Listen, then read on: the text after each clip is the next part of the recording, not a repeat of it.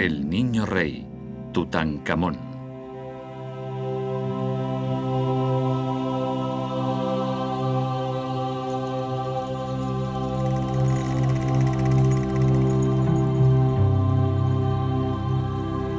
Era un misterio desde hacía más de 3200 años. Pero gracias al valor y la intuición de un hombre, se hizo el mayor descubrimiento arqueológico del siglo. Un faraón olvidado ocupó su lugar en la historia. El niño rey, Tutankamón. El descubrimiento de la tumba de Tutankamón fue el más importante de la historia. Se hizo el 4 de noviembre de 1922. Howard Carter estaba excavando en el valle y el aguador encontró la entrada. Howard Carter se acercó y supo que había encontrado la tumba que buscaba desde hacía 5 años.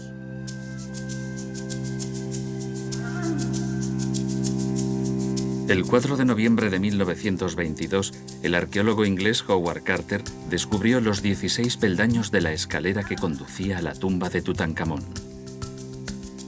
La tumba estaba intacta, nadie la había abierto, pero hasta 22 días después, Carter no se dio cuenta de la importancia de su descubrimiento.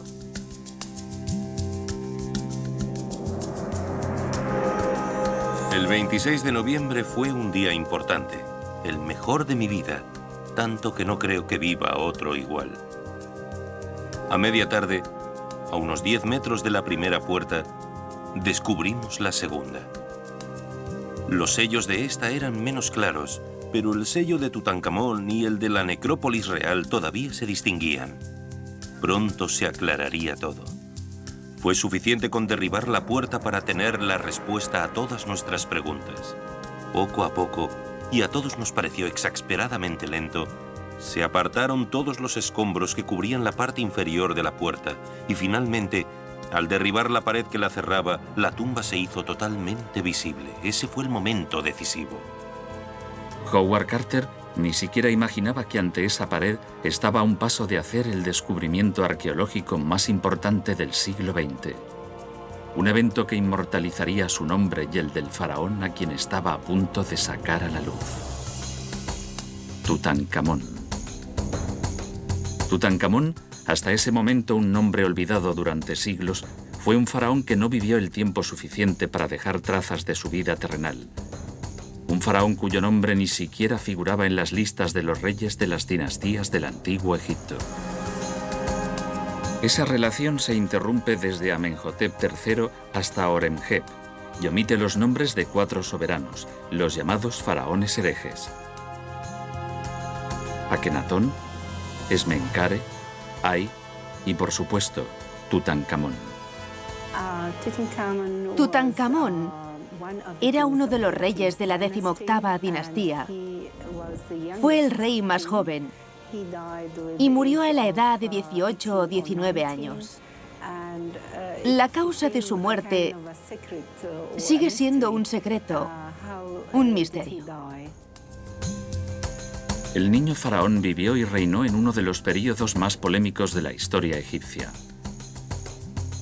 Fue nombrado rey poco después de la muerte de Akenatón, el soberano que lideró una revolución social, política y religiosa sin precedentes. El panteón egipcio fue reemplazado por un dios único, Atón, el sol, para quien Akenatón construyó una ciudad, Tel el Amarna, y cerró todos los templos dedicados a los otros dioses. A la muerte de este faraón siguió un período turbulento, durante el cual los sacerdotes de Amón, el dios primigenio, consiguieron volver la situación a la normalidad. Tutankamón volvió a traer el centro religioso del país a Karnak. Hizo derribar muchos de los edificios que Akenatón había hecho para adorar a Atón y volvió a restablecer el culto a Amón-Ra que había sido prohibido. El centro religioso volvió a estar aquí y Amón-Ra fue nuevamente el dios más importante. Los templos de Akenatón fueron derruidos y se construyeron otros monumentos. Se han conservado algunos, pero desgraciadamente solo son fragmentos. En el año 1339 a.C., Con el apoyo de los sacerdotes, Tutankamón fue nombrado faraón cuando solo tenía 9 años. Antes del descubrimiento de su tumba, la llamada KV62, se sabía muy poco sobre el joven rey. Sin embargo, hoy es más conocido que cualquier otro faraón del antiguo Egipto. Todavía hay algunos aspectos de su vida que siguen envueltos en el misterio, como la identidad de sus padres. Respecto a la familia de Tutankamón, como ya he dicho otras veces, algunos eruditos creen que su padre era Amenhotep III, pero yo creo que era Akenatón y que su madre era Kia. Pero otros están casi convencidos de que era Nefertiti. Lo cierto es que no lo sabemos. Aunque no hay pruebas arqueológicas que demuestren la ascendencia de Tutankamón, se sabe que nació y pasó los primeros años de su infancia en Tel el Amarna. Esta hipótesis la reafirman algunos hechos.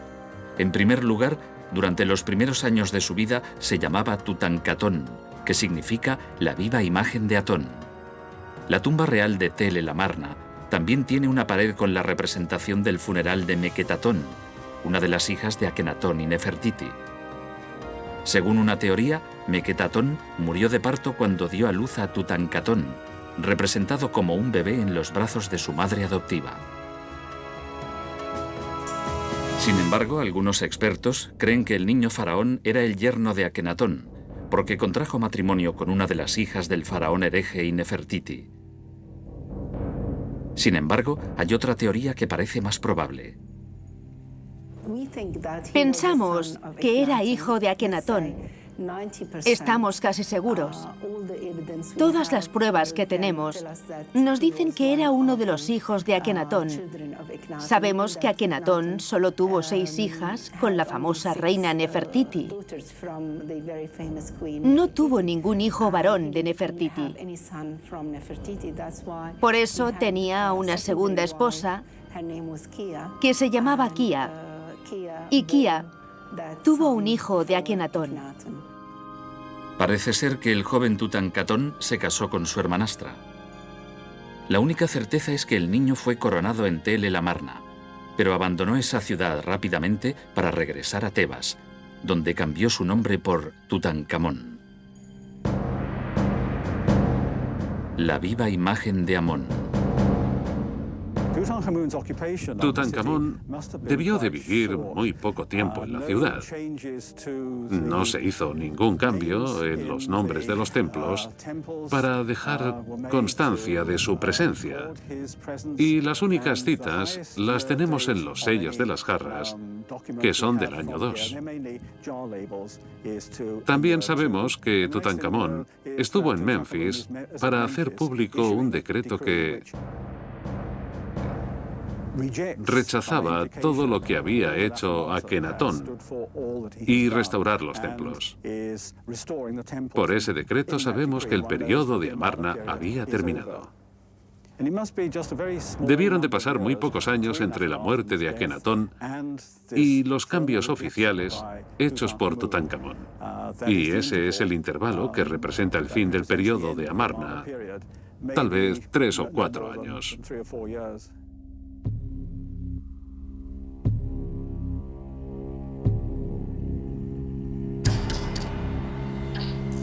La primera tarea a la que se enfrentó el jovencísimo faraón fue el restablecimiento del culto a Amón.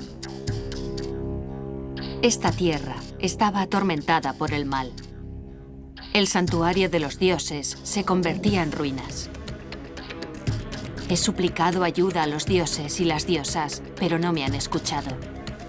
He trabajado sin descanso para merecer sus favores. Cuando llegué, encontré sus templos destruidos, los lugares sagrados profanados y los patios cubiertos de hierba. He reconstruido sus santuarios, he renovado los templos y les he hecho muchos regalos preciosos. He creado estatuas de los dioses en oro, incrustadas con lapislázuli y piedras preciosas. La reintroducción del culto a Amón fue una decisión muy importante que Tutankamón no podía asumir por sí mismo. Después de morir Akenatón, la corte regresó a Tebas y el culto a Amón-Ra volvió a ser muy poderoso.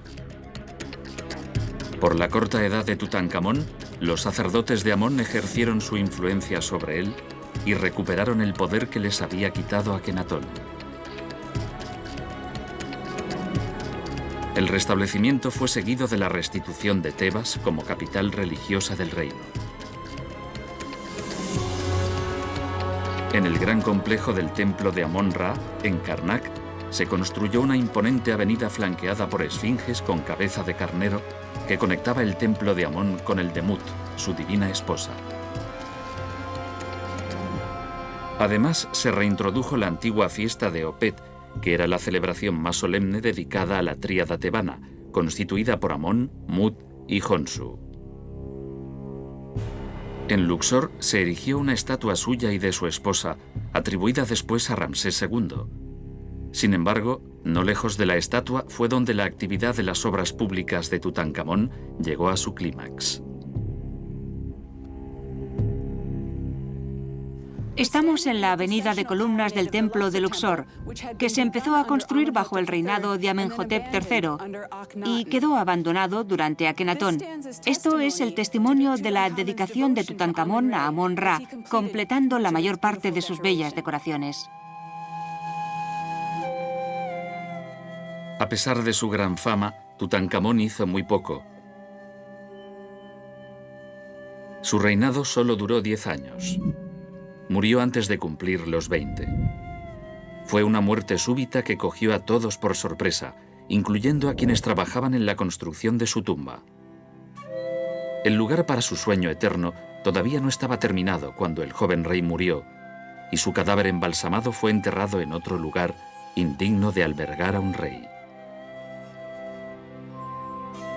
La tumba no es muy grande y consta de un pequeño corredor que desemboca en una antecámara, una pequeña sala denominada anexo, en donde se almacenaban los objetos y la comida que el faraón necesitaría en el más allá.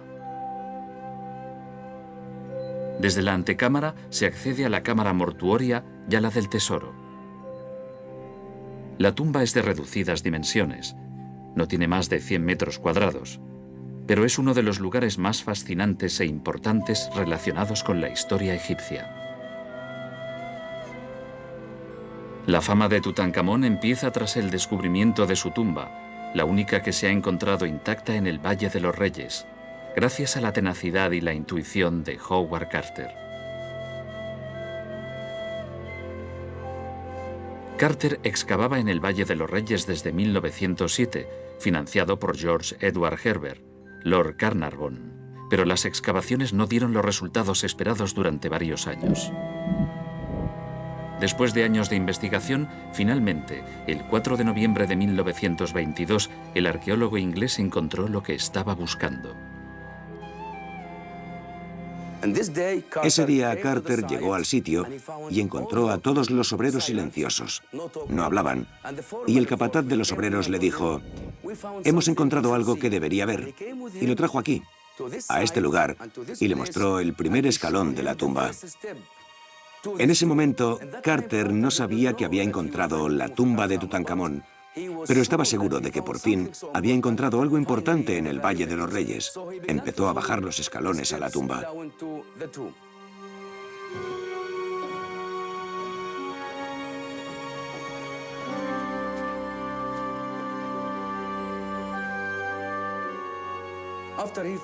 Cuando terminó de limpiar la escalera, llegó a esta entrada y descubrió que estaba enyesada y tenía los sellos de la necrópolis del Valle de los Reyes. Según había acordado con James Henry Breasted, Carter le llamó para leer juntos esos sellos y descubrieron que tenían los cartuchos de Tutankamón. Así es como supo que esta era la tumba de Tutankamón.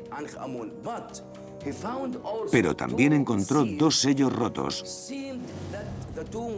que demostraban que la tumba había sido abierta después de sepultar a Tutankamón. Y por esos dos sellos y la puerta sellada, dudó de que la tumba estuviera intacta. Pero continuó excavando y llamó a Lord Carnarvon para que compartiera con él el descubrimiento. Lord Carnarvon llegó cuando acababa de abrir este corredor y estaba ante la segunda entrada de la tumba.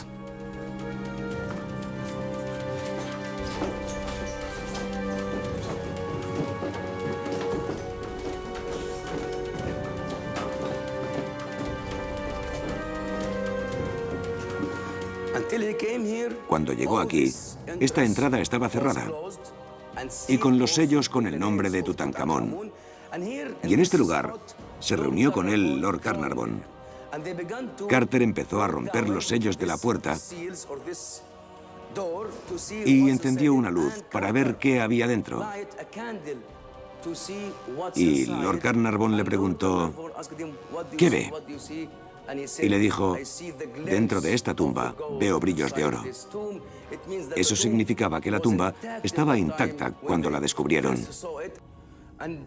Junto con Lord Carnarvon, descubrió que la tumba estaba llena de objetos, miles y miles de objetos. La tumba estaba repleta de cosas y fue un gran momento para ellos. Lo que encontraron aparece ahora en todos los libros de egiptología, porque fue un hito en la historia y también era la primera vez que se encontraba una tumba intacta en el Valle de los Reyes.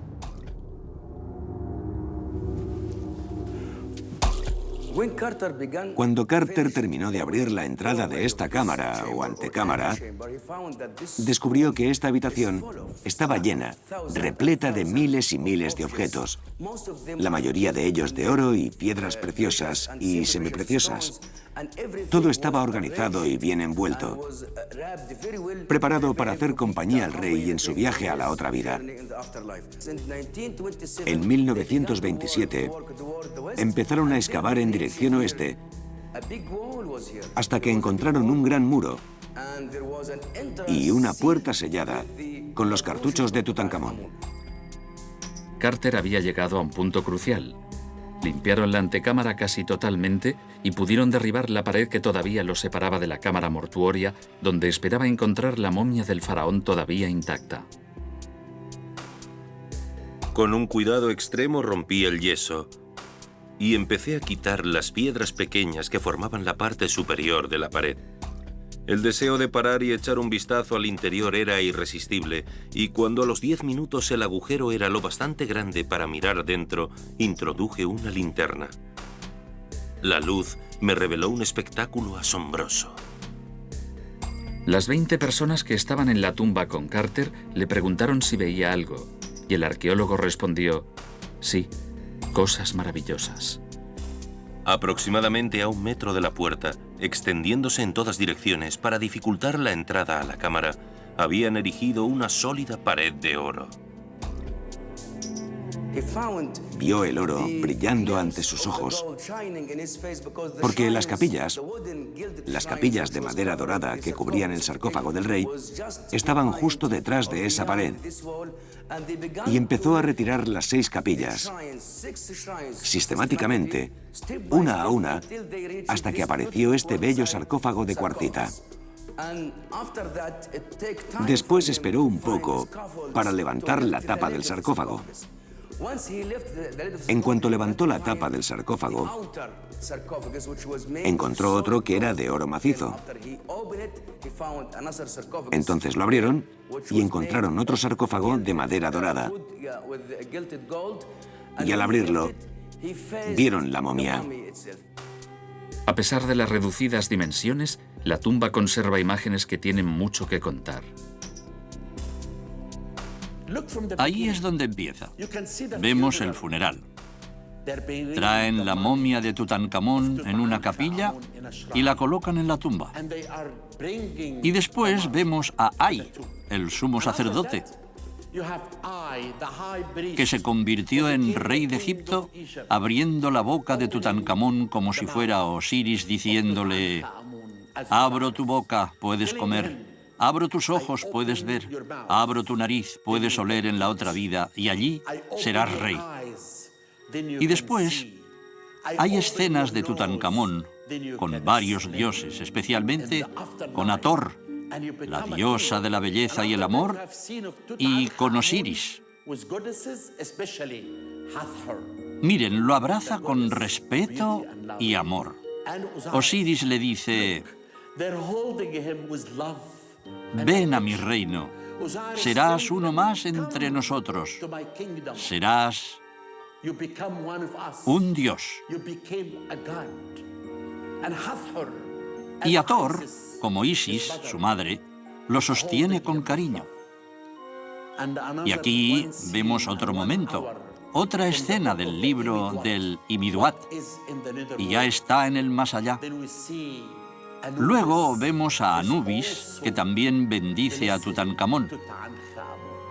Son escenas muy pequeñas, pero muy importantes, que nos muestran que Osiris acepta al rey Tut, que descansa bajo los ataúdes de oro para vivir eternamente. La noticia del descubrimiento llegó rápidamente a todo el mundo, y aún fue más sensacionalista por una supuesta maldición que alcanzaba a aquellos que habían participado. En la cámara mortuoria se halló una tablilla de barro, que desapareció más tarde, con una explícita y preocupante inscripción. Las alas de la muerte cubrirán a quien interrumpa el sueño del faraón. Los noticieros de aquella época dieron diferentes versiones de la maldición, pero todos estaban de acuerdo en culpar de cualquier desgracia a la cólera del faraón, cuyo sueño eterno había sido perturbado después de casi 33 siglos. La leyenda nació con la muerte súbita de Lord Carnarvon, unos meses después del descubrimiento. Durante los años siguientes, algunas personas que tomaron parte en la apertura de la tumba, incluso indirectamente, sufrieron diversos accidentes.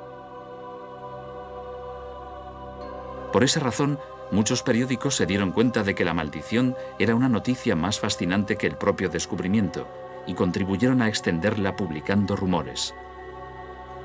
Todavía hoy, la maldición continúa siendo noticia. Introduje la momia dentro de la máquina para hacerle un tac y sorprendentemente la máquina se detuvo en cuanto el cuerpo del rey Tut estuvo dentro. Empecé a pensar que podía ser a causa de la maldición de los faraones o la maldición de Tutankamón. ¿Por qué se paró la máquina? A pesar de que la tumba no era demasiado grande, contenía 5.398 objetos de oro y de plata. El mayor tesoro que se ha descubierto. Estos bellos objetos que están en el Museo de El Cairo cautivaron a todo el mundo. Cada uno de ellos nos cuenta la historia, la dieta del rey Tut.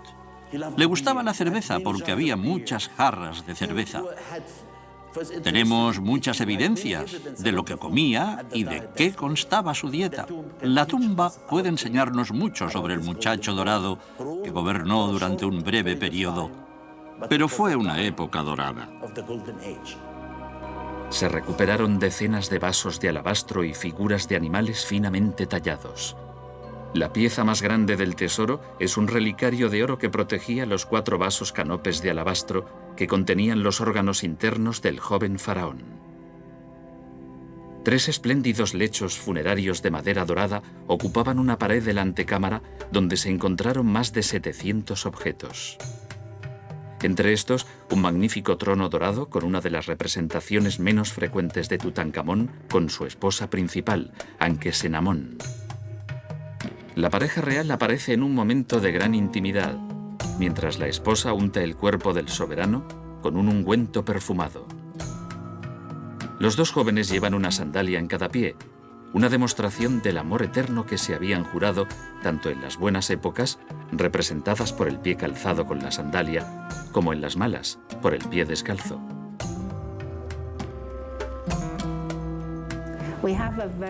Tenemos un pequeño cofre, un cofre dorado. Está cubierto de bellas escenas de Tutankamón y su joven esposa en diferentes poses.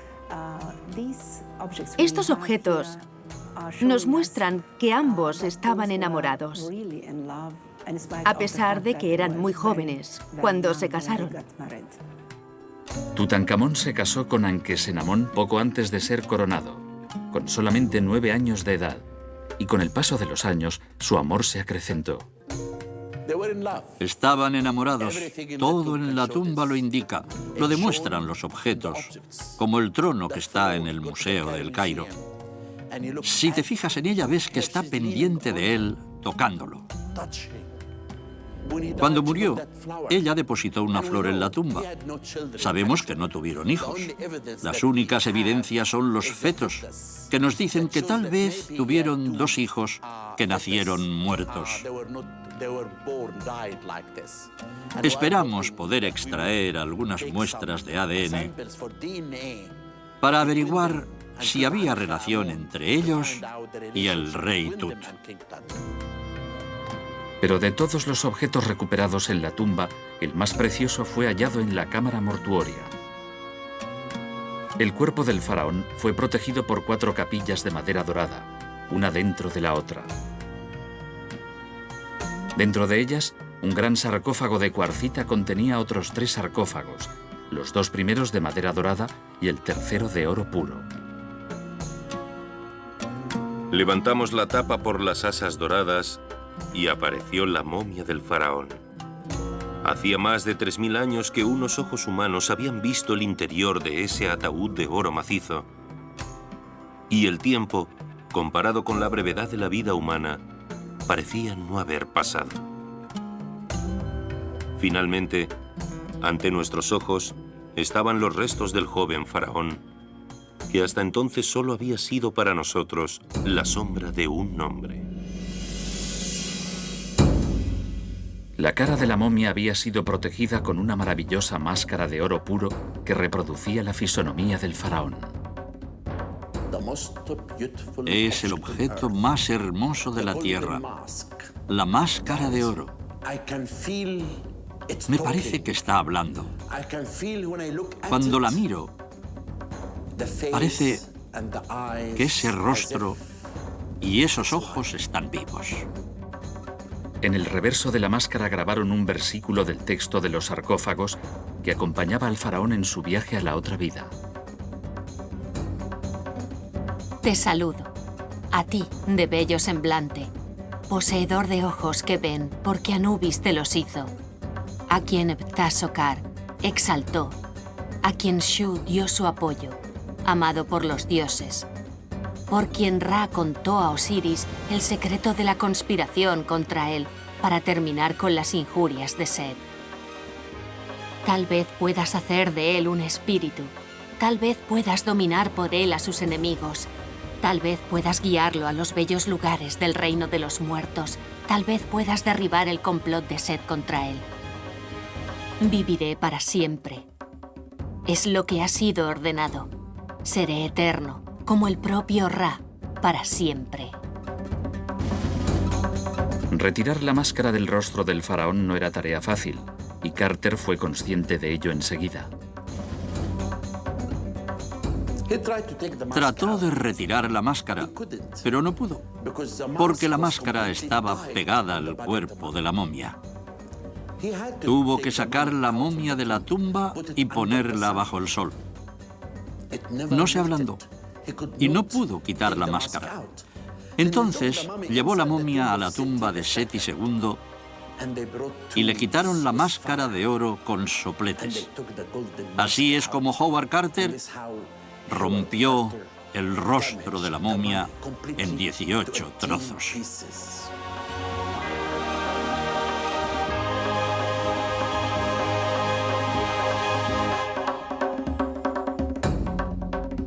Las actividades de Carter y los estudios que se hicieron posteriormente dejaron la momia en un lamentable estado. En los últimos años se han tomado muchas precauciones para conservarla. Miré el cuerpo y dije, tengo que salvar a este hombre. Tengo que salvar al muchacho de oro. Porque la respiración de las personas que entraban y el polvo podían dañar aún más la momia. Por eso vine el 4 de noviembre de 2007, el mismo día que fue hallada la tumba. Era increíble. El valle estaba lleno de cientos de reporteros llegados de todas partes. El muchacho dorado atraía a todo el mundo. Por eso se construyó esta urna en Alemania. Saqué la momia del sarcófago y la puse aquí. Lo único que podemos ver son la cara y los pies. Por debajo podemos ver el control de la humedad y la temperatura. Y así podremos conservar esta momia durante años.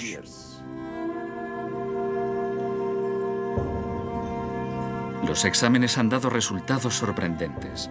Sobre todo se ha investigado uno de los misterios más oscuros sobre la figura de Tutankamón, la verdadera causa de su repentina muerte. Durante décadas, la teoría más aceptada era la del homicidio, pero los análisis practicados por el Consejo Superior de Antigüedades, con los medios tecnológicos más avanzados, han demostrado que murió como resultado de un accidente. Descubrimos que no fue asesinado, como se creía, a mediados del siglo pasado. Se pensaba que le habían matado, porque después de algunas investigaciones realizadas en aquellos momentos, se encontró un agujero en el cráneo. Pero eso no fue lo que le causó la muerte. Descubrimos que no fue asesinado.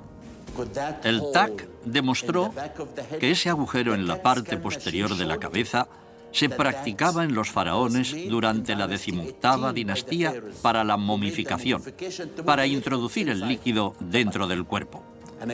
Devolví la momia y anuncié que el rey Tut murió en un accidente, porque encontramos una fractura en la pierna izquierda. Y esa fractura era debida a un accidente que había sufrido el día antes de morir. Nadie sabe qué tipo de accidente. Hasta ese momento, se pensaba que las circunstancias de su muerte eran muy diferentes. En 1968, la momia fue examinada con rayos X. Los resultados mostraron unas marcas sospechosas en la parte superior de la cabeza. Así fue como se elaboró la teoría del asesinato. Ha habido varias teorías respecto a cómo murió Tutankamón. Una de las más populares es que fue asesinado mediante un golpe en la parte posterior de la cabeza. Se basaban principalmente en una radiografía un poco confusa que se le había hecho. Y a partir de esa radiografía se elaboró una teoría sobre el asesinato, posiblemente perpetrado por uno de sus consejeros, Ay, o por otro de ellos, Horemheb. ¿Por qué eran los principales sospechosos del crimen Ay y Horemheb? ¿Quiénes eran esos dos hombres? Según algunas teorías, Ay era el padre de Nefertiti. Tenía un cargo importante durante el reinado de Akenatón y era miembro del Consejo de la Regencia que gobernó Egipto antes de que Tutankamón fuera coronado faraón. Se iniciaron las obras de construcción de su tumba en Tel el Amarna, pero no se concluyeron, porque con la muerte del joven rey cambió la situación. Anque-Senamón no quería casarse con ninguno de los pretendientes al trono. Escribió al rey de los hititas: Mi esposo ha muerto y me han dicho que tienes hijos adultos. Envíame a uno de ellos, será mi consorte y reinará en Egipto. El soberano hitita consintió y envió a la reina uno de sus hijos, pero el príncipe nunca llegó a la corte de Tebas. Fue asesinado durante el viaje a Egipto por unos asesinos, tal vez enviados por ahí. Según algunas teorías, Anque-Senamón se casó con el anciano pretendiente, pero otras dicen que no, y no se ha sabido nada más de ella. Lo único que se sabe con certeza es que Ay, aunque no era de sangre real, se convirtió en el faraón 11º de la 18ª dinastía. Con 70 años de edad, consiguió satisfacer su mayor ambición. Ahí se hizo construir una magnífica tumba en el Valle de los Reyes, la KV-23, donde fue enterrado a su muerte solamente 4 años después de su acceso al trono. Su sucesor fue Horemheb, que al igual que Ay, fue faraón sin ser miembro de la realeza. Era general y uno de los hombres más importantes a finales de la 18ª dinastía. Participó en el consejo de la regencia que eligió al niño Tutankamón para que fuera faraón, y fue uno de los que lucharon por el poder a la muerte de este. También se conservan 2 tumbas destinadas a Horemheb. Antes de convertirse en rey, había empezado la construcción de una magnífica tumba en la antigua necrópolis de Saqqara. Horemheb se hizo construir una tumba en Saqqara, en la necrópolis de Memphis, una tumba que fue ampliando, con patios, con nuevos pilonos. Cuando se convirtió en rey tuvo que elegir. Esa tumba no era digna del nuevo rey, porque los faraones eran enterrados en el Valle de los Reyes, en Tebas, en Luxor. Igual que Ay, cuando subió al trono se hizo construir una tumba en Tebas. Ay también tenía una tumba en Saqqara que todavía no ha sido descubierta. Horemheb hizo lo mismo. Se hizo una bella tumba en el Valle de los Reyes. La tumba de Horemheb en el Valle de los Reyes, la llamada KV-57, no fue terminada. Las paredes de la cámara mortuoria están decoradas con escenas en relieve que están a medio concluir. Sin embargo, son muy útiles para comprender el proceso que los artistas seguían para realizar este tipo de decoración. La tumba de Horemheb es una de las más grandes del Valle de los Reyes y dobla en tamaño a la de su predecesor, Ay, el cortesano intrigante que se convirtió en faraón a la muerte de Tutankamón. Pero la tumba de Ay oculta otro misterio. En realidad, fue diseñada originalmente para Tutankamón, pero debido a la repentina muerte del joven faraón, el anciano visir lo hizo enterrar en la tumba destinada a sí mismo, que ya estaba terminada.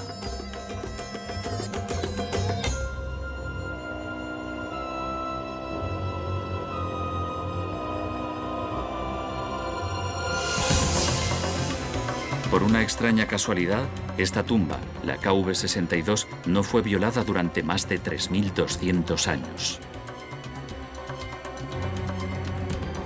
Si no hubiera sido por un cúmulo de circunstancias, tal vez hoy Tutankamón no sería el faraón más famoso de la historia, y no sería su momia, recientemente expuesta en una urna de cristal, la que reposara en la tumba más famosa del mundo.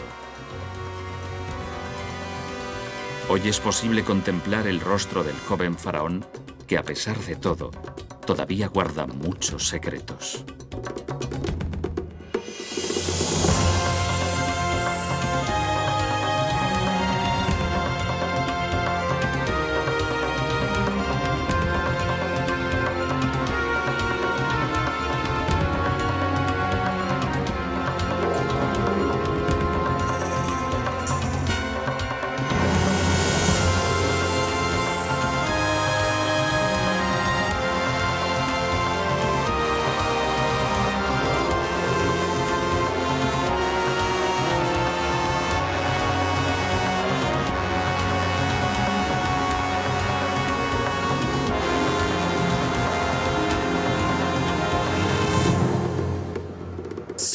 Pronto compararemos el ADN del muchacho dorado con el esqueleto de Akenatón y podremos descubrir quién era la familia de Tutankamón.